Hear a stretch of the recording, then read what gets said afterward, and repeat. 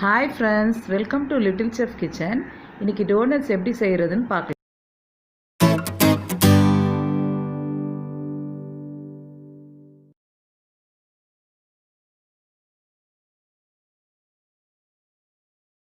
இப்போ நம்ம ஒரு பவுல் எடுத்துக்கலாம். அதில் 2 கப் மைதா போட்டுக்கலாம்.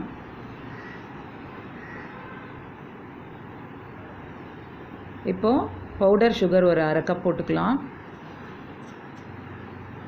நல்லா பிசைஞ்சிக்கலாம்.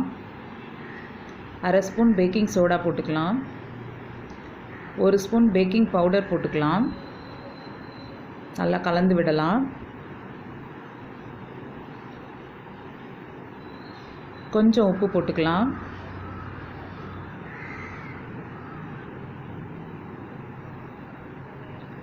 இப்போ 1 ஸ்பூன் வினிகர் நம்ம அதில் ஆட் பண்ணிக்கலாம். நல்லா மிக்ஸ் பண்ணிக்கலாம். இப்போ 1/2 கப் பாலை நம்ம கொஞ்சம் கொஞ்சமாக கலந்து நல்லா பிசைஞ்சிக்கலாம்.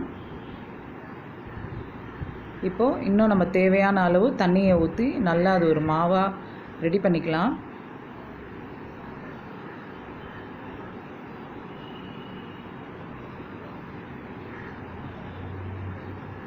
இந்த பதத்துக்கு நம்ம கொண்டு வந்துடலாம். கொஞ்சம் தண்ணியாக தான் இருக்கும். இப்போ 1 ஸ்பூன் பட்டர் நம்ம அது மேலே போட்டுக்கலாம். போட்டு இன்னும் கொஞ்சம் நல்லா அதை பிசைஞ்சிக்கலாம். பாருங்கள், சாஃப்டாக வந்துருச்சு. இப்போ நம்ம பட்டரை நல்லா அது மேலே நல்லா தடவி விட்டுறலாம்.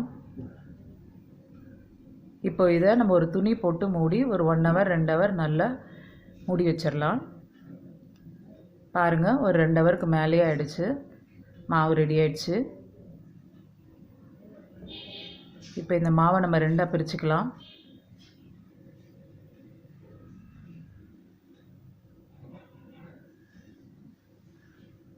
இப்போது இதை நம்ம நல்லா திரட்டிக்கலாம். கொஞ்சம் திக்காகவே திரட்டிக்கலாம். நான் பெரிய மூடி ஒன்று எடுத்திருக்கேன். அதில் நான் ஒரு ஷேப் போடுறேன். அதுக்குள்ளே போட நான் சின்னதாக ஒரு மூடி எடுத்து அது உள்ளே நான் பண்ணுறேன். பாருங்கள், இந்த மாதிரி பண்ணிக்கலாம். ஹோல்ஸ் போட்டுக்கலாம். இப்போ அது உள்ளே இருக்கிறத நம்ம எடுத்துடலாம்.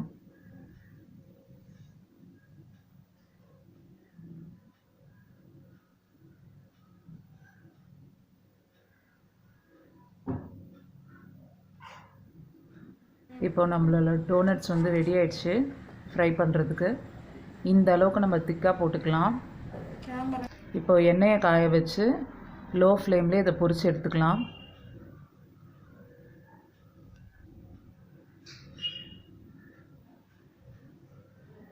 திருப்பி போட்டு நல்லா பொரித்து எடுத்துக்கலாம்.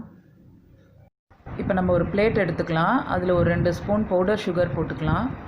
2 ஸ்பூன் பால் ஆட் பண்ணி நல்லா அதை கலந்து விடலாம்.